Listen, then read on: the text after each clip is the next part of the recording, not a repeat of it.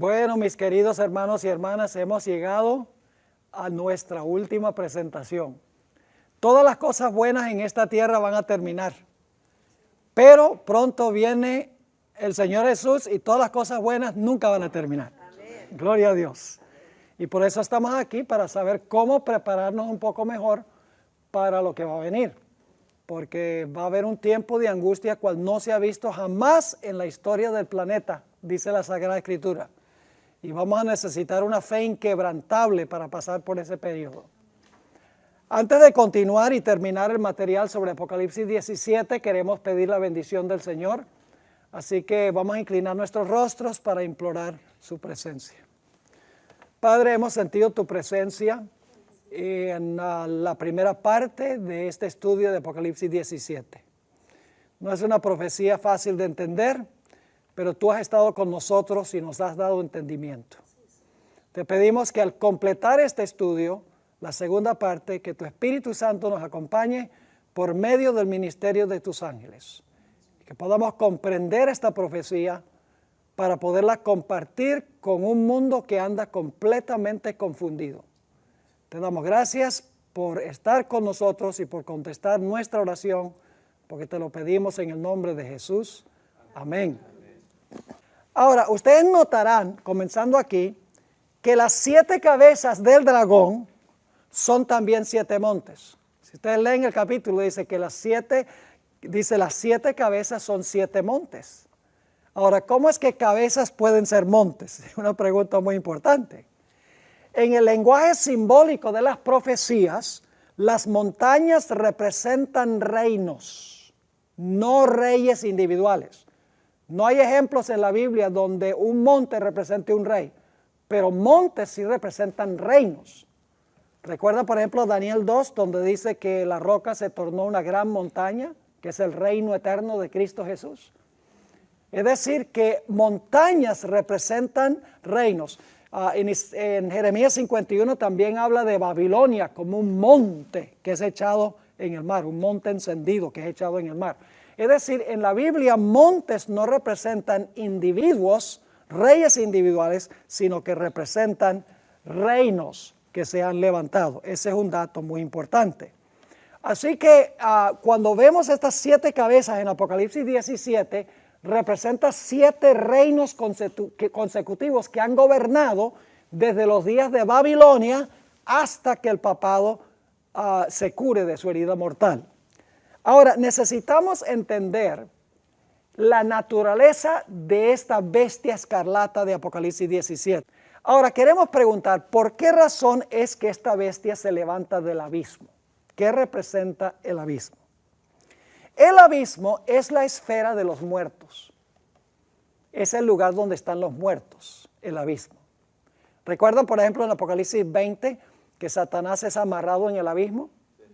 ¿Qué pasa con todos sus seguidores? Todos sus seguidores están ¿qué? Muertos. El abismo se identifica con la muerte.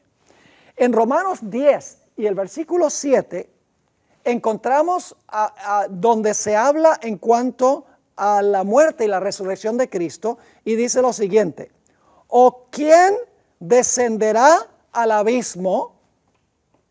Y luego explica, esto es para volver a traer a Cristo de los muertos. Entonces, cuando Cristo murió, simbólicamente fue ¿a dónde? Al abismo.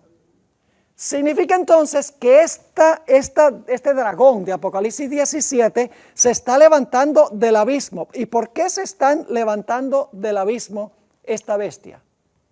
Debe ser que estuvo ¿qué? Que estuvo muerta. Y ahora está ¿qué? Y ahora está hablando de la etapa cuando esta bestia se va a despertar o se va a resucitar. ¿Tiene eso alguna relación con Apocalipsis 13? Claramente tiene una relación con Apocalipsis el capítulo 13. Ahora, las 7 cabezas dice que representan 7 reyes. Pero la palabra reyes en las profecías se usa intercambiablemente con la palabra reinos. En realidad las 7 cabezas no son 7 reyes, son 7 reinos. Y en la Biblia se usan intercambiablemente. Por ejemplo, en Daniel el capítulo 2, dice, cuando se da la interpretación, a Nabucodonosor se dice, tú eres aquella cabeza de oro. Entonces la cabeza representa solo a Nabucodonosor. No, en realidad Nabucodonosor es el rey del reino.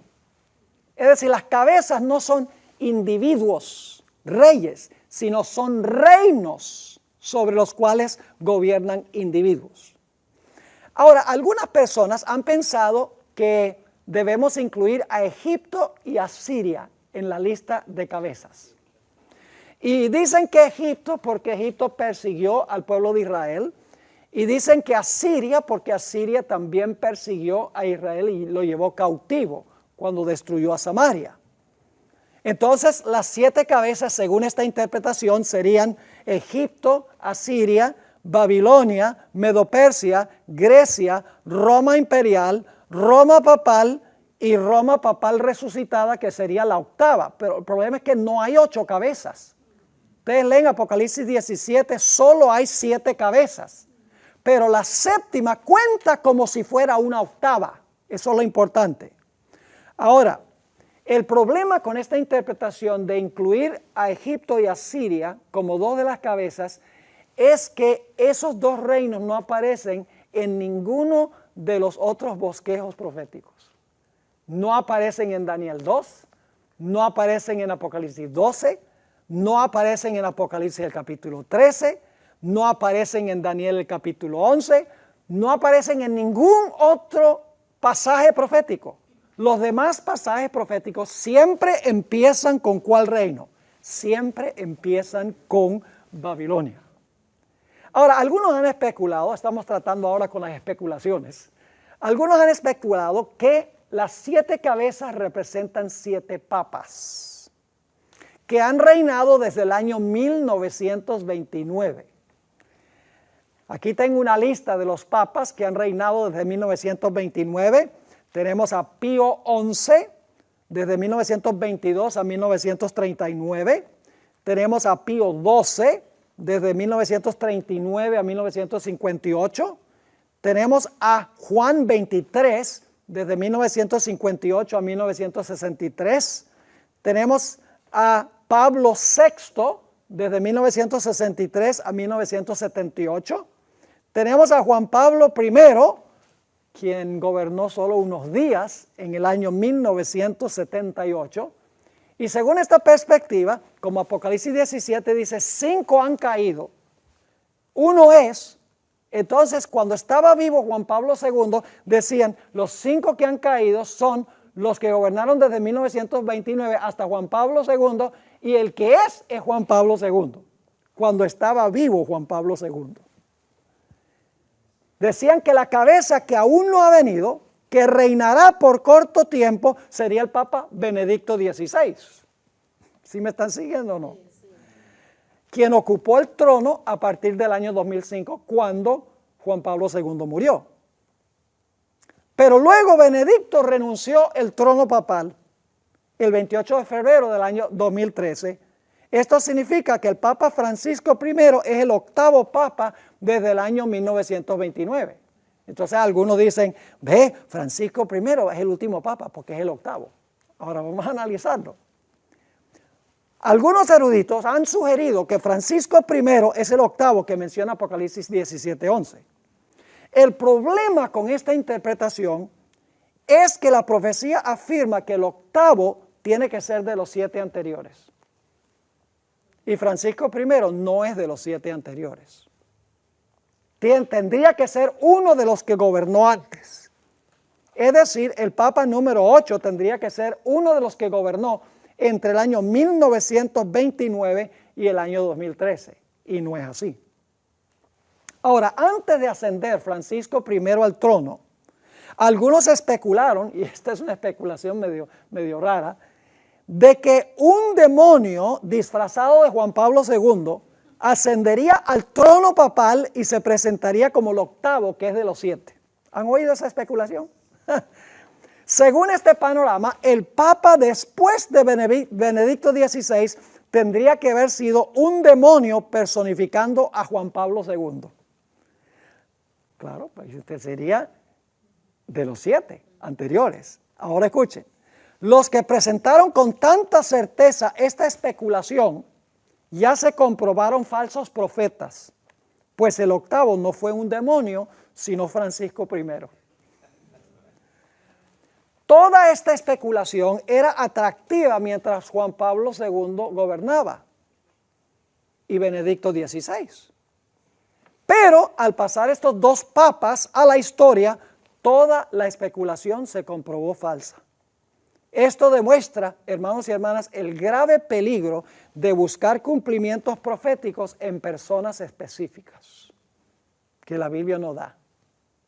Ahora, hay serios problemas con toda esta especulación. En primer lugar, corre peligro de fijar fechas para el desencadenamiento de los eventos finales. Elena White nos ha advertido repetidas veces que no debemos fijar fechas para los eventos que van a ocurrir en el tiempo del fin. Ahora escúcheme, si Francisco I es el último papa, eso es prácticamente como fijar una fecha. Pero la Biblia no hace eso. La hermana White dice, no debemos especular en cuanto a ese tipo de cosas. En segundo lugar, y este es muy importante, estas especulaciones e interpretaciones desvinculan la profecía de Apocalipsis 17 de las otras líneas proféticas de Daniel 2, Daniel 7 y Apocalipsis 12 y 13. Desconecta Apocalipsis 17 de las otras bestias que tienen 7 cabezas. Como ya hemos visto, estos capítulos cubren los mismos temas y se deben estudiar juntos.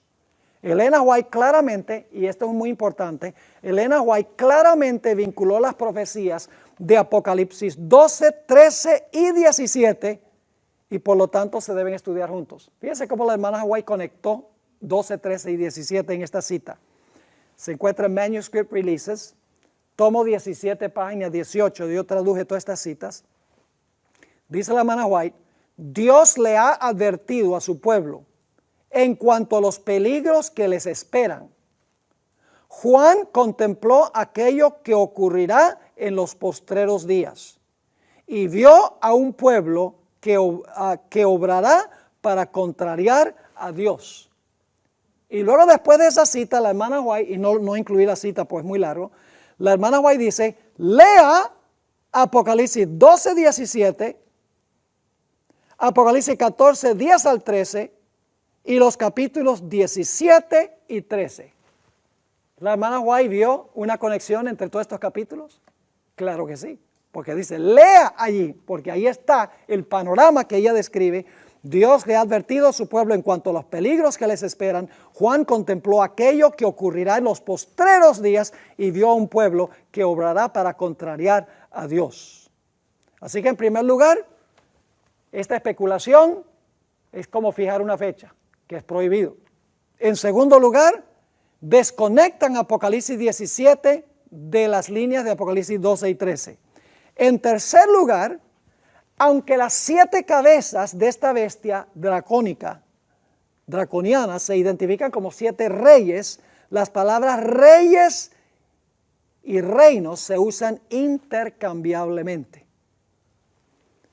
Y déjenme darles otro ejemplo de eso. En Daniel 7, 17, de las 4 bestias, dice, estas 4 bestias representan 4 reyes.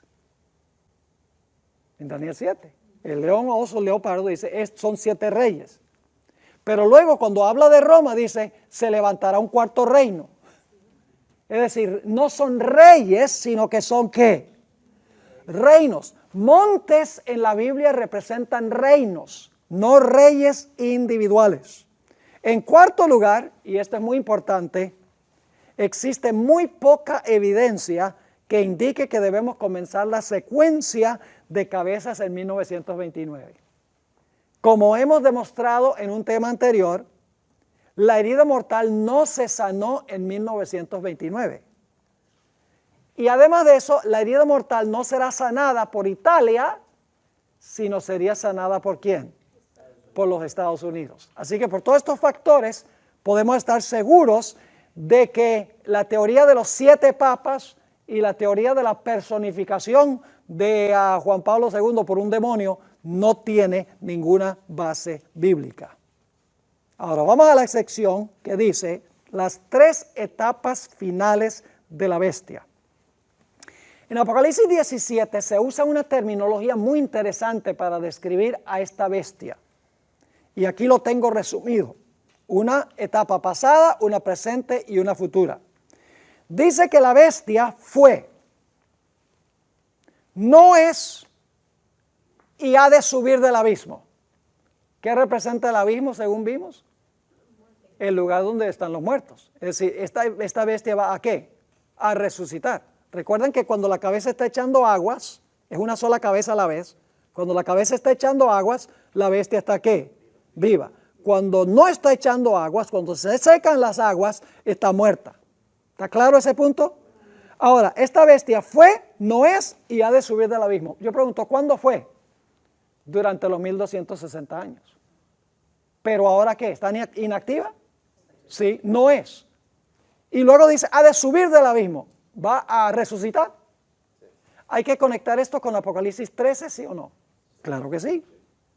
También se le describe en el versículo 8 como una bestia que era y no es, aunque será. Se traduce en algunas versiones aunque es, pero en realidad en el contexto debe ser que será. También se describe como estos periodos como 5 son caídos. Uno es y el otro aún no es venido, no ha venido. Y también se describe como la bestia que era y no es, que también es el octavo. Ahora, es importante reconocer que las cabezas de este dragón no reinan simultáneamente. ¿Entienden ese punto? Sino consecutivamente. Es decir, las cabezas gobiernan una por una en secuencia. Y entonces yo tengo 2 razones aquí. La primera razón es una excavación arqueológica, a donde se descubrió un cilindro en Telamar, a donde se hizo la excavación. Y si alguien quiere una foto, les puedo mostrar la foto de esto. Apareció un monstruo de 7 cabezas. Y ese monstruo de 7 cabezas, hay 2 dioses que están luchando con ese dragón. Y han matado a 4 de las cabezas. Y las cabezas están así todas lánguidas. Pero hay 3 cabezas que todavía están paradas y están luchando por acabar con las otras cabezas. Es decir, matan las cabezas una por una. Son reinos consecutivos, no son reinos simultáneos. Y en segundo lugar, hay una razón bíblica, además de arqueológica. La razón bíblica es que claramente Apocalipsis 12 dice que el dragón que tenía 7 cabezas estaba echando agua de su boca. Durante los 1260 años se estaba echando aguas, ¿cuántas bocas? Una sola boca. ¿Cuántas cabezas recibieron una herida mortal? Una de sus cabezas fue herida de muerte. Es decir, una sola cabeza gobierna a la vez. Había una cabeza que estaba gobernando durante los 1260 años y estaba echando agua y que estaba gobernando y recibió una herida mortal. ¿Me están entendiendo o no? Claramente la Biblia enseña eso. Y ustedes están curiosos de saber cuáles son los 7 reinos. Aquí los tengo resumidos. Empieza con Babilonia. ¿Por qué empezamos con Babilonia?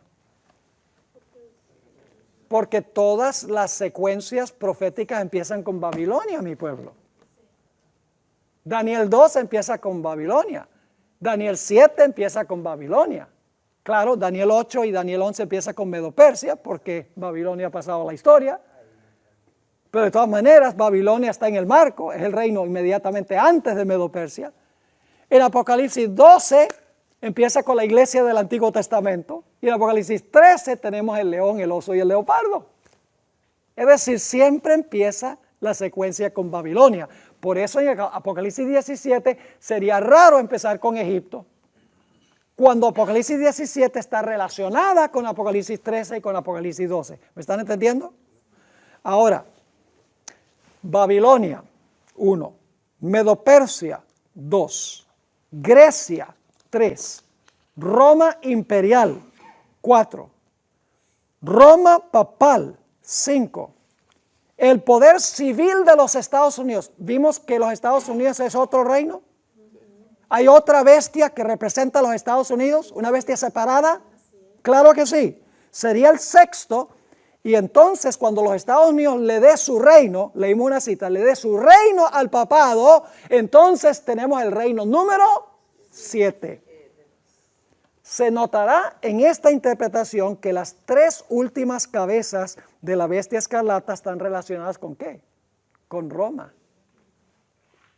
Y aún la última, la otra cabeza, en realidad son 4, porque la cabeza que representa a los Estados Unidos también se identifica con Roma, porque habla como un dragón. Ahora vamos a la parte de arriba de la página 99. Pero surge la pregunta, ¿por qué es necesario aplicarle todas estas cabezas a Roma? ¿No sería acaso suficiente aplicarle tan solo una cabeza a las diversas etapas de Roma? ¿Por qué cada etapa de Roma es una cabeza? La respuesta a esta pregunta es sencilla. Los libros de Daniel y Apocalipsis presentan separadamente las diversas etapas de Roma. Daniel 2 tiene las piernas de hierro y tiene otra cosa separada, los pies de hierro con barro. En Apocalipsis 13, la bestia que se levanta del mar es una bestia distinta que el dragón que trata de matar al niño. Y en Apocalipsis 17, cuando resucita el papado, tenemos una tercera bestia. Es decir, que tenemos una bestia en Apocalipsis 12 que se levanta en el cielo, una bestia en Apocalipsis 13 que se levanta del mar, una bestia en Apocalipsis 17 que se levanta del abismo. Se levantan en 3 lugares distintos. Son 3 bestias distintas. Aunque están relacionadas porque son etapas de ¿qué? Etapas de Roma. Ahora, quiero leerles esta cita de la hermana White, donde ella claramente muestra que esta es la interpretación correcta. Esto se encuentra en la revista Signs of the Times, febrero 8 de 1890. Dice ella, bajo el simbolismo de un gran dragón bermejo, una bestia semejante a un leopardo, esa es la de Apocalipsis 13, y una bestia con cuernos como de cordero, Dios le mostró a Juan los gobiernos terrenales que se iban a enlistar en forma especial para pisotear la ley de Dios y perseguir a su pueblo. ¿Qué representa entonces el dragón bermejo, una bestia semejante a un leopardo y la bestia con cuernos como de cordero? Representa gobiernos terrenales que iban a atacar la ley de Dios. Yo pregunto, ¿Roma pagana atacó la ley de Dios? Claro que sí. ¿Roma papal también? ¿Los Estados Unidos también lo va a hacer? Ella está diciendo que estos 3 representan poderes terrenales, gobiernos terrenales. Cada uno representa un gobierno terrenal. Sigue diciendo, esta guerra se llevará a cabo hasta el fin del tiempo. El pueblo de Dios, que se describe con el simbolismo de una mujer santa y sus hijos, constituye una vasta minoría. En los postreros días existirá tan solo un remanente. Juan los describe como aquellos que guardan los mandamientos de Dios y tienen el testimonio de Jesucristo. La hermana White se refirió a la última cabeza. Fíjense lo que declara ella en Eventos de los Últimos Días. Qué interesante esto. El mundo no conoce más que tempestades, guerras y discordias. No obstante, bajo una cabeza, ¿cuántas? ¿7 o una? Una. ¿Cuál será esa?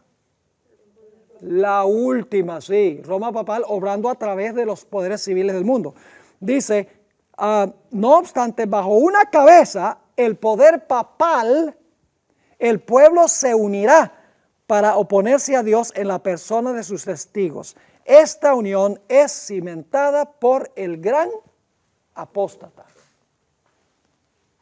Así que la hermana White habla de una cabeza, el papado, el poder papal al final de la historia, que va a perseguir a los hijos de Dios. Y usa la palabra cabeza. Ahora, fíjense esta cita que encontramos en Signs of the Times, junio 12, 1893. Los Estados Unidos le va a dar su reino al papado, ¿sí o no? Así que los Estados Unidos es un reino aparte. Sí, claro que sí. El papado durante los 1260 años se debe ver aparte también, aunque está relacionado con el papado cuando resucite. Roma pagana se ve como una bestia aparte. Sí. Aunque están relacionadas, son etapas donde los gobiernos civiles han apoyado a la ramera. Ahora, fíjense lo que dice esta cita. Cuando la tierra que el Señor levantó para darle refugio a su pueblo, para que pudieran adorarle conforme a los dictados de sus propias conciencias, la tierra sobre la cual Dios ha colocado por largos años el escudo de la omnipotencia, la tierra que Dios ha favorecido haciéndola depositaria de la religión pura de Cristo.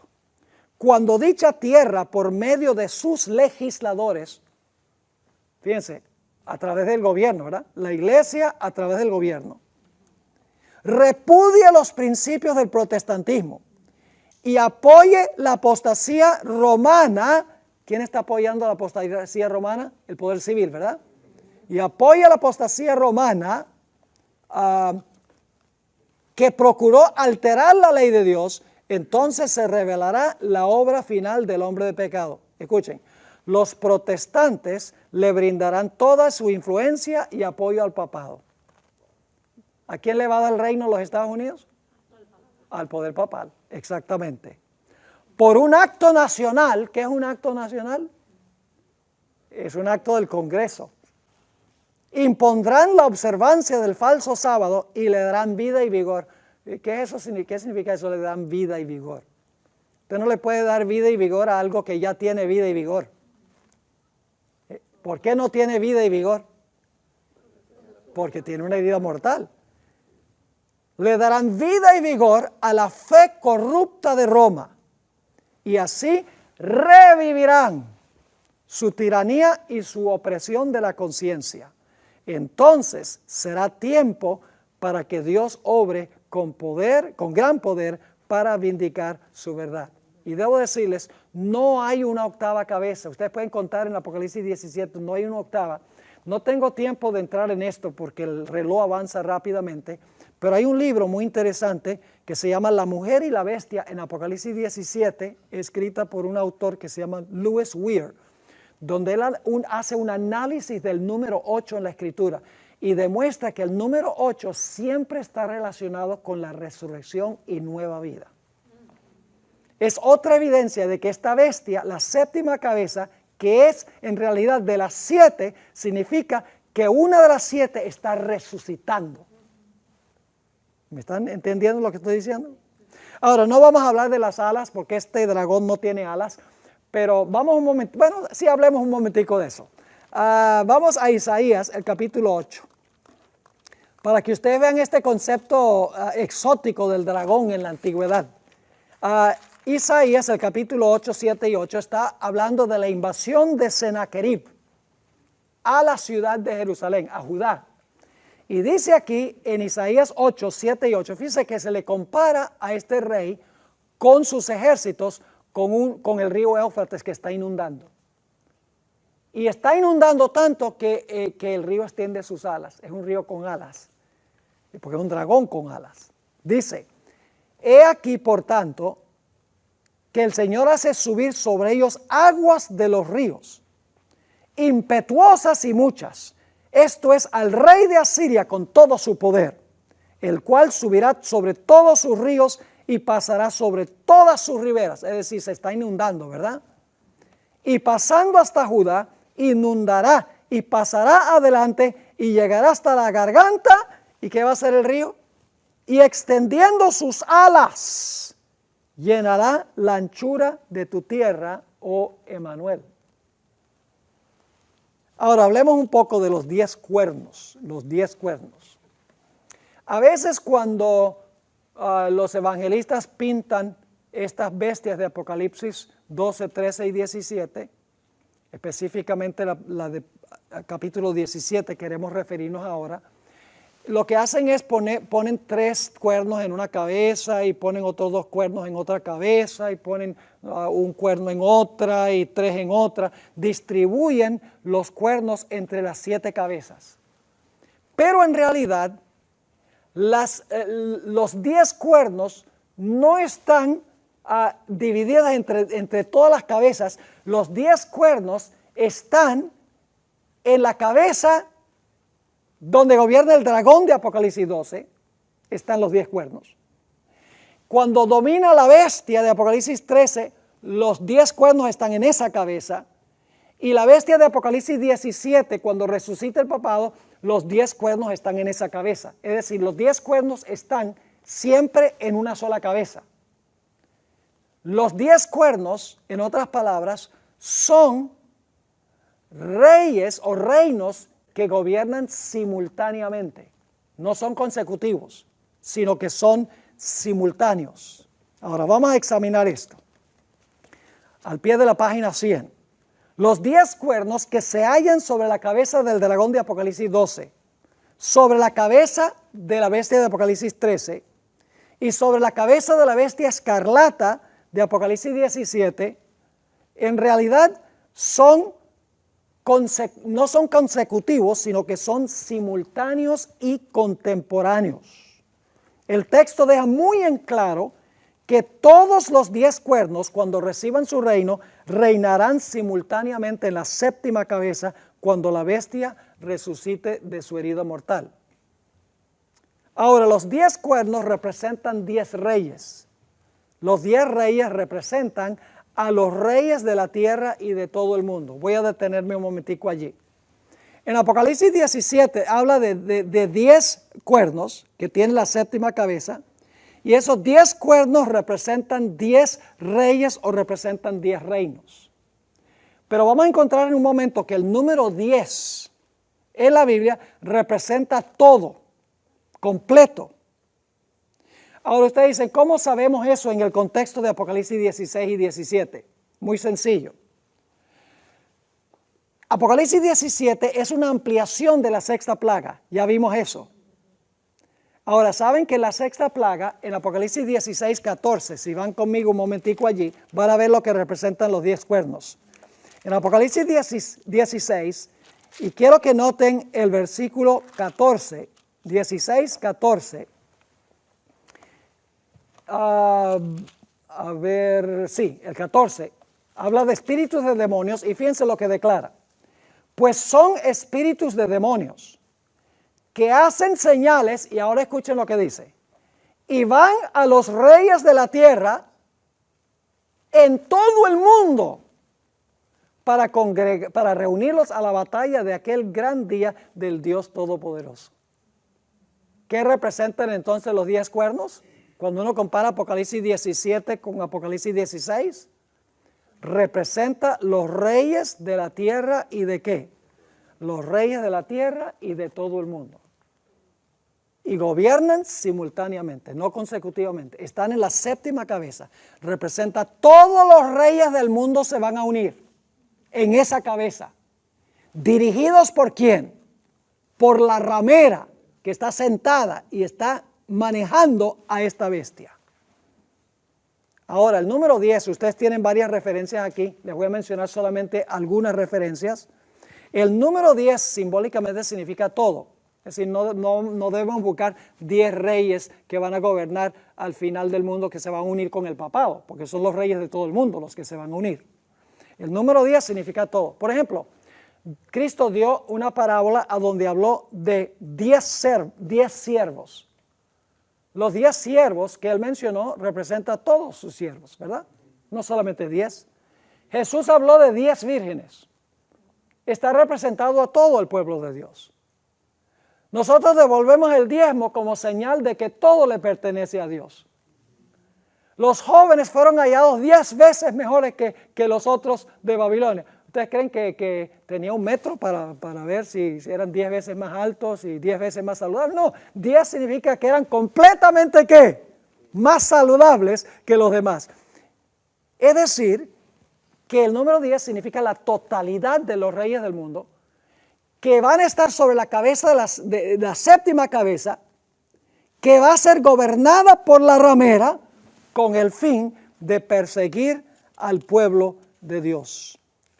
La hermana White dice al pie de la página 101 de su material, el tal llamado mundo cristiano será el teatro de acciones grandes y decisivas. ¿Dónde va a ser que va a realizarse esto? ¿En el mundo qué? Cristiano. El tal llamado mundo cristiano será el teatro de acciones grandes y decisivas. Hombres en posiciones de autoridad. ¿Qué poder sería ese? ¿Religioso o civil? Civil.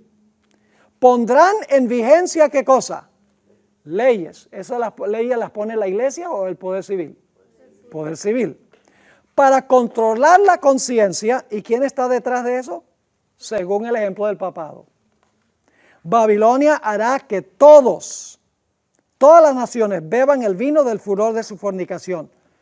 Toda nación se verá envuelta. ¿Qué representan los 10 reyes? Todas las naciones. Toda nación se verá envuelta. Acerca de ese tiempo, Juan el revelador declara, y luego ella cita, no lo incluí, Apocalipsis 18, 3 al 7 y Apocalipsis 17, 13 y 14. Ahora, hablando de estos reyes, que según ella representan ¿qué cosa? Toda nación que está envuelta. Acaba de decir que es toda nación. Ahora fíjense que dice, estos tienen un mismo propósito.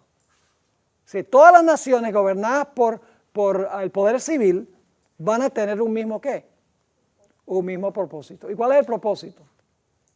Hacer lo que dice la ramera y matar a los que no están de acuerdo. En Apocalipsis 17 dice que estos reyes tendrán una mente.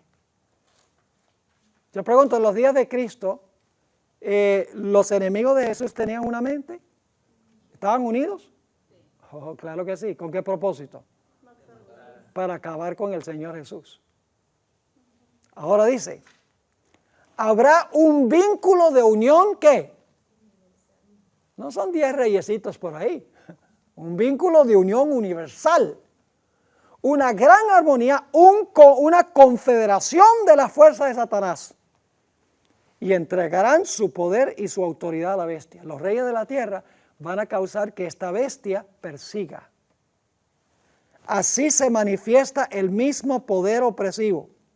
Fíjense que el papado, esta es la resurrección del papado. Porque dice ella, así se manifiesta el mismo poder opresivo y autoritario contra la libertad religiosa, contra la libertad de adorar a Dios de acuerdo con los dictados de la conciencia, como lo manifestó el papado cuando en el pasado persiguió a los que se atrevieron a no conformarse con los ritos religiosos y las ceremonias de los romanistas. Yo pregunto, ¿la séptima cabeza es la resurrección del poder papal? Unido con los poderes civiles, con los reyes de toda la tierra, de todo el mundo. Sí. Claro que sí. Toda nación será envuelta y son mucho más que 10. Son los reyes de la tierra y de todo el mundo, representado por el número 10, que significa la totalidad. Ahora quiero leerles, hay varios detalles que no tenemos tiempo de estudiar. Dice que los reyes gobernarán con la bestia por 1 hora. Ahora, ustedes saben qué representa la bestia. El cuerpo de la bestia, ¿qué es? El cuerpo de la bestia son las aguas, ¿sí o no? ¿Y qué son las aguas? Las muchedumbres. Es decir, la bestia representa las muchedumbres que apoyan a los reyes que están gobernando. Y dice aquí que van a gobernar junto con la bestia por 1 hora. Es decir, un periodo breve, un periodo corto. Y los reyes guerrearán contra el Cordero. Note lo que dice la sierva del Señor. En Eventos de los Últimos Días, página 135, dice, a medida que nos acercamos a la crisis final, resulta de vital importancia que la armonía y la unidad reinen entre los instrumentos del Señor. Mientras el diablo está uniendo lo suyo, nosotros debemos estar uniéndonos también. Es lo que dice ella. El mundo no conoce más que tempestades, guerras y discordias. Sin embargo, bajo una cabeza, el poder papal, las gentes se unirán. ¿Ve? Ese es el cuerpo de la bestia, ¿verdad? Dominados por los reyes de toda la tierra y de todo el mundo. Dice ella, sin embargo, bajo una cabeza, el poder papal, las gentes se unirán para oponerse a Dios. ¿Y cómo es que pelean contra el Cordero? Dice, para oponerse a Dios en la persona de sus testigos. Esta unión es cimentada, ¿por qué? Por el gran apóstata. Ahora fíjense, qué interesante esto. Varios conceptos importantes aquí. ¿Cómo guerrean estos reyes finalmente contra el Cordero, instigados por la ramera? ¿Y por qué controlan a las muchedumbres? ¿Cómo pelean contra el Cordero?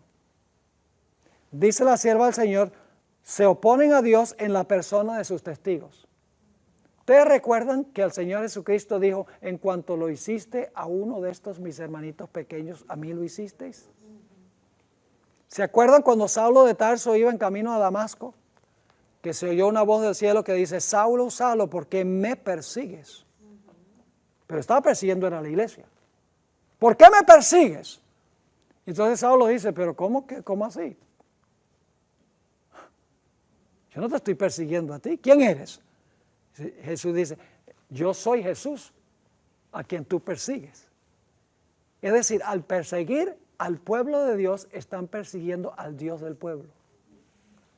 Pelean contra el Cordero como dice la hermana White, en la persona de sus testigos. ¿Quién va a ganar en esta pelea?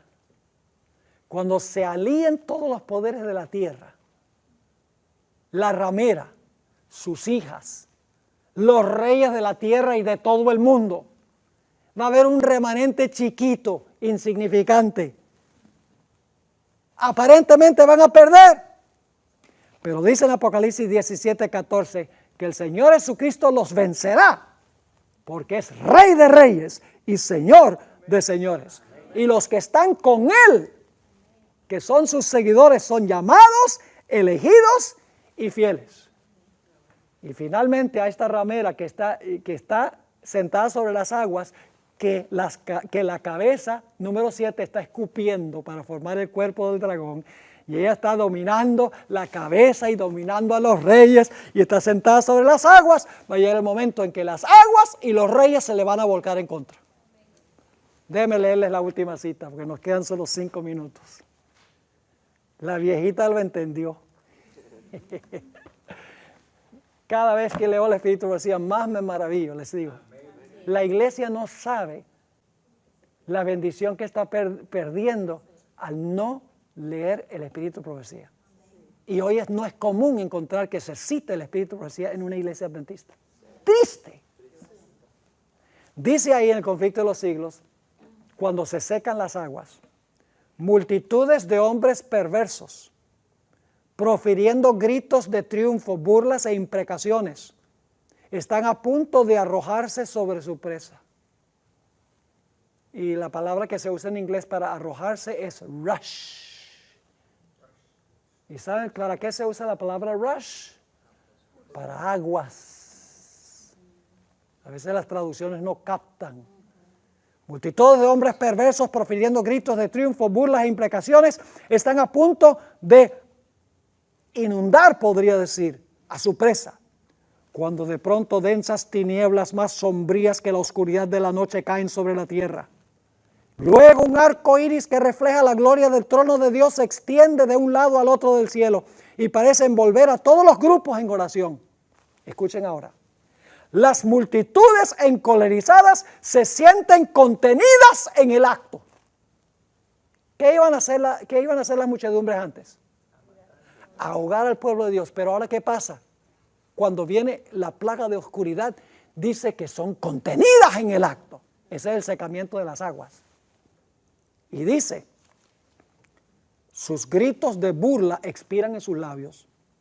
Olvidan el objeto de su ira sanguinaria. con terribles presentimientos contemplan el símbolo de la alianza divina y ansían ser amparadas de su deslumbrante claridad. Y luego, en las páginas 713 y 14, ella amplía lo que significa el secamiento de las aguas. Dice, los hombres ven que fueron engañados, los que controlaban la ramera, las muchedumbres. Dice, los hombres ven que fueron engañados. Se acusan unos a otros de haberse arrastrado mutuamente a la destrucción, pero todos concuerdan para abrumar a los ministros con la más amarga condenación. Es cosa seria ser un pastor. Serio en estos días de la historia. Sigue diciendo, los pastores infieles profetizaron cosas lisonjeras, indujeron a sus oyentes a menospreciar la ley de Dios y a perseguir a los que querían santificarla. Ahora, en su desesperación, estos maestros confiesan ante el mundo su obra de engaño. Las multitudes se llenan de furor. Ahora fíjense lo que está pasando. Antes las multitudes apoyaban el sistema. Pero cuando quedan desenmascarados los ministros, ahora las aguas se le van a secar a ellos. Fíjense lo que dice, las multitudes se llenan de furor. Estamos perdidos, exclaman, y vosotros sois causa de nuestra perdición, y se vuelven contra los falsos pastores. Precisamente aquellos que más los admiraban en otros tiempos pronunciarán contra ellos las más terribles maldiciones. Las manos mismas que los coronaron con laureles se levantarán para aniquilarlos. Las espadas que debían servir para destruir al pueblo de Dios se emplearán ahora para matar a sus enemigos. Por todas partes hay luchas y derramamiento de sangre. ¿Les está quedando claro el panorama de Apocalipsis 17? Hay que entenderlo a la luz de Apocalipsis 12 y 13, ¿sí o no? Daniel 2 y Daniel 7, claro que sí. Son profecías que hay que estudiar juntas. Cuando usted separa Apocalipsis 17 de las demás, usted empieza a especular que son papas y un demonio disfrazado, y empieza a especular con toda clase de cosas. Cuando estudiamos disciplinadamente las profecías, no caemos en vanas especulaciones. Para terminar, la Biblia dice en Apocalipsis 17:11 que esta bestia va a la perdición. En 2 Tesalonicenses 2:3 dice que el hombre de pecado va a perdición, porque este sistema es el hombre de pecado. Y lo interesante es que el único otro lugar a donde se le llama hijo de perdición a alguien es Judas Iscariote, quien profesaba servir a Jesús, quien entregó a Jesús con un beso, quien fingía amor por los pobres, y sin embargo era un traidor en contra del reino de Cristo, mientras que profesaba exaltar el reino de Jesús. Así sucederá con el mundo cristiano. Profesan seguir a Cristo, pero en sus vidas niegan la profesión que ellos tienen. Y como resultado perseguirán al pueblo de Dios.